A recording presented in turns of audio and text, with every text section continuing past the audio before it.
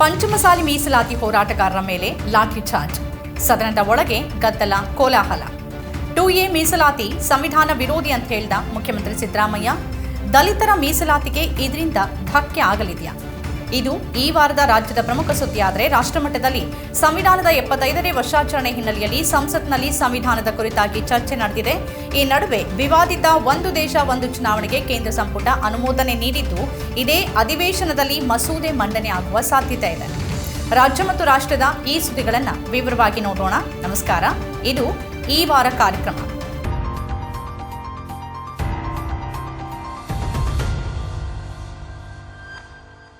ಎರಡು ಎ ಮೀಸಲಾತಿಗಾಗಿ ಹೋರಾಟವನ್ನು ನಡೆಸುತ್ತಿರುವ ಲಿಂಗಾಯತ ಪಂಚಮಸಾಲಿ ಹೋರಾಟ ಈ ಬಾರಿ ಮತ್ತೊಂದು ತಿರುವನ್ನು ಪಡ್ಕೊಳ್ತು.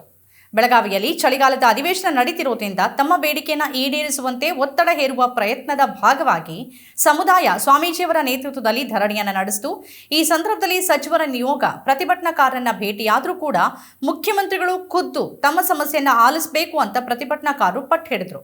ನಂತರ ಹೋರಾಟಗಾರರು ಸುವರ್ಣ ವಿಧಾನಸೌಧದ ಬಳಿ ಬಂದಾಗ ಪೊಲೀಸರು ಲಾಠಿ ಚಾರ್ಜ್ ನಡೆಸಿದ್ದು ಹಲವರಿಗೆ ಗಾಯಗಳಾಗಿದೆ. ಇತ್ತ ಸುಮಾರು 17 ಪೊಲೀಸರಿಗೂ ಗಾಯಗಳಾಗಿದ್ದು, ಪೊಲೀಸ್ ವಾಹನ ಸೇರಿ ಸಾರ್ವಜನಿಕ ಆಸ್ತಿ ನಷ್ಟ ಆಗಿದೆ. ಪ್ರಕರಣಕ್ಕೆ ಸಂಬಂಧಪಟ್ಟಂತೆ ಪೊಲೀಸರು ಹಲವರ ವಿರುದ್ಧ ಎಫ್ಐಆರ್ ದಾಖಲು ಮಾಡಿದ್ದಾರೆ. ಸದನದ ಒಳಗೆ ಈ ವಿಚಾರ ಆಡಳಿತ ಮತ್ತು ವಿಪಕ್ಷದ ನಡುವೆ ದೊಡ್ಡ ಕೋಲಾಹಲವನ್ನೇ ಸೃಷ್ಟಿ ಮಾಡಿತು. ಲಾಠಿ ಚಾರ್ಜ್ ಅನ್ನು ಖಂಡಿಸಿದ ಬಿಜೆಪಿ ನಾಯಕರು ಹೋರಾಟದಲ್ಲೂ ಕೂಡ ಭಾಗಿಯಾದರು. ಸರ್ಕಾರ ಮೊಕದ್ದಮೆಯನ್ನ ಹಿಂಪಡಿಬೇಕು, ಬೇಡಿಕೆಯನ್ನ ಈಡೇರಿಸಬೇಕು ಮತ್ತು ಕ್ಷಮೆ ಕೇಳಬೇಕು ಅಂತ ಒತ್ತಾಯಿಸಿದೆ. ಇತ್ತ ಹೋರಾಟದ ನೇತೃತ್ವ ವಹಿಸಿದ್ದ ಜಯಮೃತ್ಯುಂಜಯ ಸ್ವಾಮೀಜಿಯವರು ಮುಂದಿನ ಚುನಾವಣೆಯಲ್ಲಿ ತಮ್ಮ ಬಲವನ್ನು ತೋರಿಸೋದಾಗಿ ರಾಜಕೀಯ ಮಾತಾಡಿದ್ದಾರೆ. ಅಂತಿಮವಾಗಿ ರಾಜಕೀಯ ಶಕ್ತಿಯೇ ಪ್ರಮುಖ ಆದಾಗ ಅಲ್ಲಿಯೇ ತಮ್ಮ ಶಕ್ತಿ ತೋರಿಸೋದಾಗಿ ಅವರು ಮಾತಾಡಿದ್ದಾರೆ. ಜೊತೆಗೆ ಕಲ್ಲು ತೂರಾಟವನ್ನು ನಡೆಸಿದ್ದು ತಮ್ಮವರಲ್ಲ ಅಂತಾನೂ ಹೇಳಿದ್ದಾರೆ. ಸದನದ ಒಳಗೆ ಈ ಬಗ್ಗೆ ಕಾಂಗ್ರೆಸ್ ಶಾಸಕ ವಿಜಯಾನಂದ ಕಾಶಪ್ಪನವರ್ ಮತ್ತು ಯತ್ನಾಳ್ ಅವರ ನಡುವೆ ಮಾತಿನ ಚಕಮಕಿಗೂ ಕಾರಣ ಆಯಿತು. ಕಲ್ಲು ಹೊಡೆದಿದ್ದು RSSನವರು, ಹೋರಾಟಗಾರರಲ್ಲ ಅನ್ನುವ ನೇರ ಆರೋಪವನ್ನ ಸದನದ ಒಳಗೆ ಶಾಸಕ ಕಾಶಪ್ಪನವರ್ ಮಾಡಿದ್ರು. ಇದಕ್ಕೆ ಬಿಜೆಪಿ ಸದಸ್ಯರು ತೀವ್ರ ವಿರೋಧವನ್ನು ವ್ಯಕ್ತಪಡಿಸಿದ್ರು. ಇಷ್ಟೆಲ್ಲದರ ನಡುವೆ ಮುಖ್ಯಮಂತ್ರಿ ಸಿದ್ದರಾಮಯ್ಯನವರು 2A ಮೀಸಲಾತಿಯನ್ನ ಪಂಚಮಸಾಲಿಗೆ ನೀಡೋಕೆ ಸಾಧ್ಯನೇ ಇಲ್ಲ.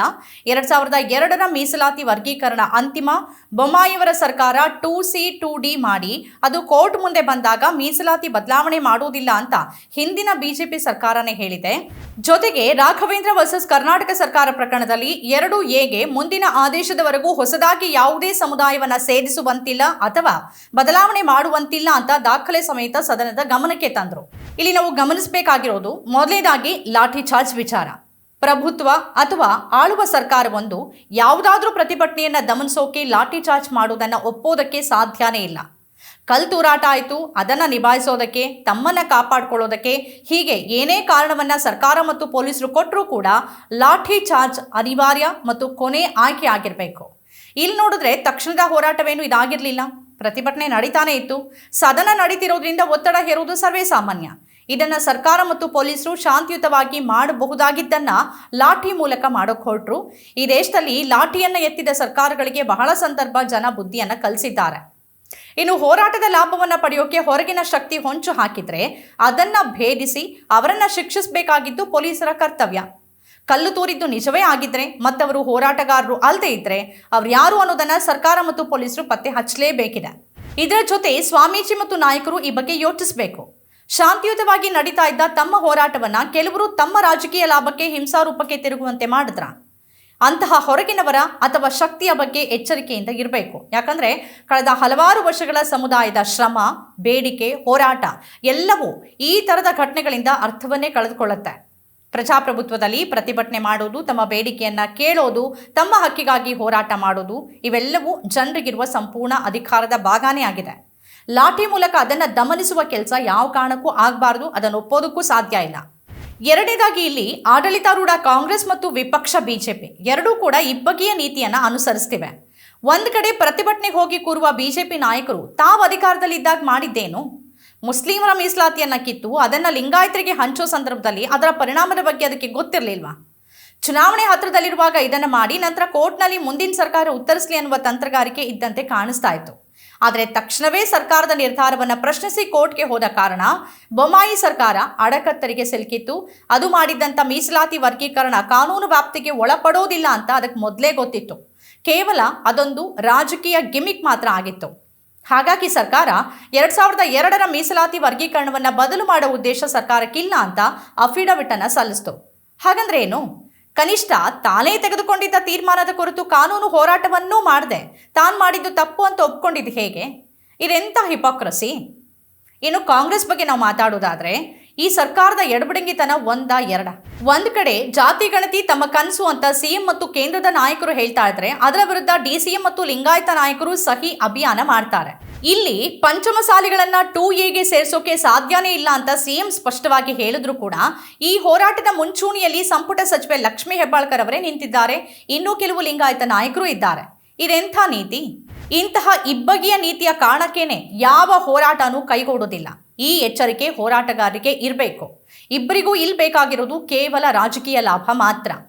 ಮೂರನೇದಾಗಿ ಇದರ ಸಾಧ್ಯಾಸಾಧ್ಯತೆ ಬಗ್ಗೆ ಹಾಗೆಯೇ ಕಾನೂನು ಚೌಕಟ್ಟಿನ ಬಗ್ಗೆ ನಾವು ಮಾತಾಡೋದಾದ್ರೆ ಬಣಜಿಗ ಸೇರಿದಂತೆ ಇನ್ನೂ ಕೆಲವು ಲಿಂಗಾಯತ ಒಳಪಂಗಡಗಳನ್ನ ಆ ಸಮುದಾಯದವರು ಮುಖ್ಯಮಂತ್ರಿ ಆದಾಗ 2A ಸೇರಿಸಿದ್ದಾರೆ. ಈಗ ನಮ್ಮನ್ನೂ ಸೇರಿಸಿ ಅನ್ನೋದು ಹೋರಾಟಗಾರರ ಆಗ್ರಹ. ಜೊತೆಗೆ ಈಗಾಗಲೇ 2A ಕುರುಬರು ತಮ್ಮನ್ನ ಪ್ರವರ್ಗ 1ಕ್ಕೆ ಸೇರಿಸಿ ಅಂತ ಹೋರಾಟ ನಡೆಸ್ತಿರೋದ್ರಿಂದ ಅವರನ್ನ ಅಲ್ಲಿಗೆ ಸೇರಿಸಿದ್ರೆ ನಮ್ಮನ್ನ 2A ಸೇರಿಸಿ ಅನ್ನೋ ಆಗ್ರಹನೂ ಇದೆ.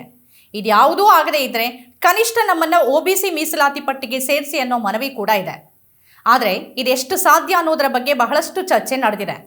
ಈ ನಡುವೆ OBC ಸಮುದಾಯದ ನಿಯೋಗ ತಮ್ಮ ಮೀಸಲಾತಿ ಬದಲಾವಣೆಯನ್ನ ಮಾಡಬಾರದು ಅಂತ ಸರ್ಕಾರ ಮತ್ತು ಮುಖ್ಯಮಂತ್ರಿಗಳಿಗೆ ಮನವಿ ಸಲ್ಲಿಸಿದೆ. 2A ಈಗಾಗಲೇ 101 ಜಾತಿಗಳಿವೆ. ಅವುಗಳಲ್ಲಿ ಯಾರನ್ನಾದರೂ ಉದಾಹರಣೆಗೆ ಕುರುಬರ ಬೇಡಿಕೆಯಂತೆ ಪ್ರವರ್ಗ 1ಕ್ಕೆ ಅವರನ್ನು ಅಲ್ಲಿಗೆ ಸೇರಿಸಿದ್ರೆ ಅಲ್ಲಿನ ಪರಿಶಿಷ್ಟ ಪಂಗಡದ ಮೀಸಲಾತಿ ಮೇಲೆ ನೇರ ಪರಿಣಾಮ ಬೀರೋದಿಲ್ವಾ? ಮೀಸಲಾತಿಯ ಮಿತಿ 50% ದಾಟಬಾರದು ಅಂತ ಸುಪ್ರೀಂ ಕೋರ್ಟ್ ತೀರ್ಪಿದೆ.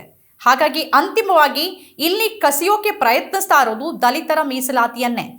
ಶೈಕ್ಷಣಿಕ ಮತ್ತು ಉದ್ಯೋಗದ ಮೀಸಲಾತಿಯನ್ನ ಬಯಸ್ತಾ ಇರೋ ಮೇಲ್ಜಾತಿ ಸಮುದಾಯ ಸಾಮಾಜಿಕ ಮೀಸಲಾತಿಯ ಅರ್ಥವನ್ನೇ ಬುಡಮೇಲು ಮಾಡೋಕೆ ಹೊರಟಿದೆ. ಈಗ ಮೀಸಲಾತಿ ಕೇಳ್ತಿರುವ ಬಹುತೇಕ ಸಮುದಾಯಗಳು ಸಾಮಾಜಿಕವಾಗಿ ಮುಂದಿವೆ. ಆದರೆ ದಲಿತರ ಸ್ಥಿತಿ ಈಗಲೂ ಗಮನಾರ್ಹವಾಗಿ ಬದಲಾಗಿಲ್ಲ. ಸಾಮಾಜಿಕವಾಗಿ ಅವರ ಸ್ಥಿತಿ ಇನ್ನೂ ಬಹಳಷ್ಟು ಬದಲಾಗಬೇಕಿದೆ.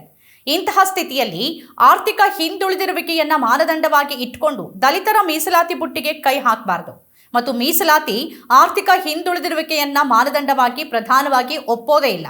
ಹಾಗಾಗಿ ಇದೊಂದು ಬಹಳ ಸಂಕೀರ್ಣ ವಿಚಾರ ಆಗಿದ್ದು ಈಗಿರುವ ಮೀಸಲಾತಿಗೆ ಧಕ್ಕೆ ಆಗದ ರೀತಿ ಅವರಿಗೂ ಮೀಸಲಾತಿ ಕಲ್ಪಿಸೋಕೆ ಸಾಧ್ಯ ಆದರೆ ಅದೊಂದು ಸ್ವಾಗತಾರ್ಹ ಮತ್ತು ಖುಷಿ ವಿಚಾರ.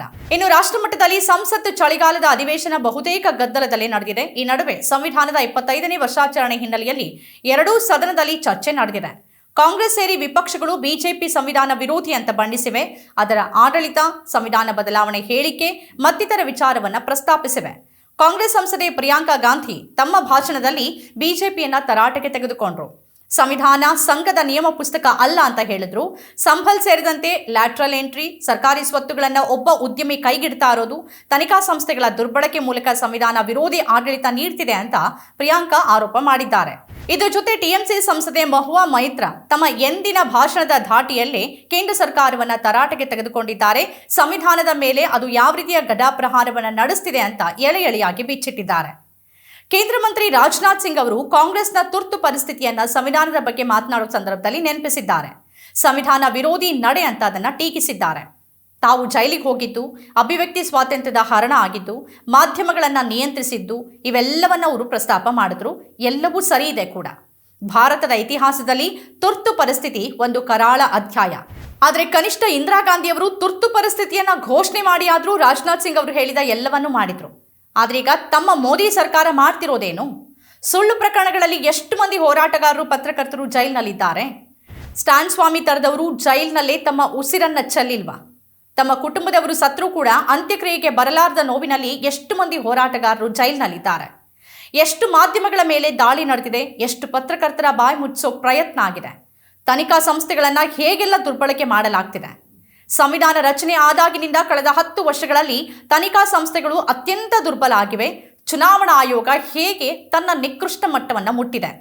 ಇದೆಲ್ಲದಕ್ಕಿಂತಲೂ ಹೆಚ್ಚಾಗಿ ಹಿಂದೆಂದೂ ಕಾಣದ ಮತ್ತು ಇರದ ರೀತಿಯಲ್ಲಿ ನ್ಯಾಯಾಧೀಶರ ನಡೆ, ಅವರ ತೀರ್ಪು ಸಾರ್ವಜನಿಕ ಚರ್ಚೆಯ ವಿಷಯಗಳಾಗ್ತಿದೆ. ಮತ್ತಿದು ನ್ಯಾಯಾಂಗದ ಮೇಲಿನ ನಂಬಿಕೆಯನ್ನೇ ಕಸಿಯುವಂತಿದೆ. ತಮ್ಮ ಹಕ್ಕು ಕೇಳುವ ಹೋರಾಟಗಾರರನ್ನ ಜೈಲಿಗೆ ತಳ್ಳಲಾಗ್ತಿದೆ.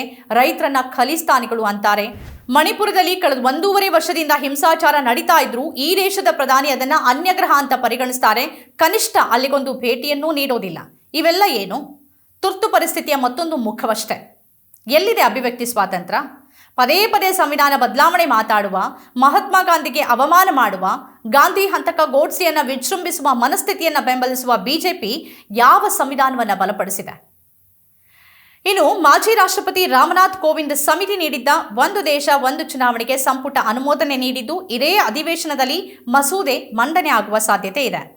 ಭಾರತದಂತಹ ಬಹುತ್ವ ವಿವಿಧತೆಯಲ್ಲಿ ಏಕತೆ ಹೊಂದಿರೋ ದೇಶಕ್ಕೆ ಈ ಮಾದರಿ ಅನ್ವಯಿಸುತ್ತಾ ಅನ್ನೋ ವಿಸ್ತೃತ ಚರ್ಚೆ ಆಗಲೇಬೇಕಿದೆ. ಒಂದು ಹಂತದಲ್ಲಿ 4 ರಾಜ್ಯಗಳ ಚುನಾವಣೆಯನ್ನೇ ನಡೆಸೋಕಾಗದ ಆಯೋಗ ಇಡೀ ದೇಶಕ್ಕೆ ಏಕಕಾಲಕ್ಕೆ ಚುನಾವಣೆಯನ್ನು ನಡೆಸೋಕೆ ಪ್ರಾಯೋಗಿಕವಾಗಿ ಸಾಧ್ಯನಾ ಅನ್ನೋ ದೊಡ್ಡ ಪ್ರಶ್ನೆಯೂ ನಮ್ಮ ಮುಂದೆ ಇದೆ. ಈಗ ಒಂದು ದೇಶ ಒಂದು ಚುನಾವಣೆ ಯಾಕೆ ಬೇಕು ಎನ್ನುವ ಕಾರಣಗಳನ್ನು ಕೊಡಲಾಗ್ತಿದೆಯೋ ಅದರಲ್ಲಿ ಬಹುತೇಕ ಚುನಾವಣಾ ಆಯೋಗವೇ ತರಬಹುದಾದ ಸುಧಾರಣೆ ಮತ್ತು ಬದಲಾವಣೆ ಮತ್ತದರ ಕೆಲಸ ಕೂಡ ಅದೇ ಆಗಿದೆ. ಚುನಾವಣಾ ಸುಧಾರಣಾ ನೀತಿಯಾಗಿಯೇ ಕೋವಿಂದ್ ಅವರ ಬಹುತೇಕ ಶಿಫಾರಸುಗಳನ್ನು ಜಾರಿಗೆ ತರಬಹುದು. ಅದಕ್ಕೊಂದು ಕಾನೂನಿನ ಅಗತ್ಯ ಇದೆಯಾ? ಯೋಚಿಸದೆ ಚರ್ಚಿಸದೆ ತರುವ ಯೋಜನೆಗಳು ಹೇಗೆ ಮಕಾಡೆ ಮಲಗತ್ತೆ ಅನ್ನೋದಕ್ಕೆ ನೋಟು ಅಮಾನ್ಯೀಕರಣ ಕಣ್ಣೆದುರಿರುವಾಗ ಕನಿಷ್ಠ ಈ ವಿಚಾರದಲ್ಲಿ ಎಚ್ಚರಿಕೆ ಹೆಜ್ಜೆಯನ್ನು ಇಡಬೇಕಿದೆ. ಇಲ್ಲದೇ ಇದ್ರೆ ಪ್ರಜಾಪ್ರಭುತ್ವದಲ್ಲಿ ಚುನಾವಣೆ ಅನ್ನೋದು ಹಬ್ಬ ಆಗೋದರ ಬದಲು ಸೂತಕ ಆದರೆ ಕಷ್ಟವಾದೀತು. ಇವಿಷ್ಟು ಈ ವಾರದ ರಾಜ್ಯ ಮತ್ತು ರಾಷ್ಟ್ರ ಮಟ್ಟದ ಪ್ರಮುಖ ಸುದ್ದಿಗಳು. ಈ ರೀತಿಯ ಬೇರೆ ಬೇರೆ ವಿಶೇಷ ಕಾರ್ಯಕ್ರಮಗಳನ್ನು ತಾವು ನೋಡಬೇಕಾದ್ರೆ ನಮ್ಮ ಚಾನಲನ್ನು ಸಬ್ಸ್ಕ್ರೈಬ್ ಮಾಡಿ. ನಮಸ್ಕಾರ.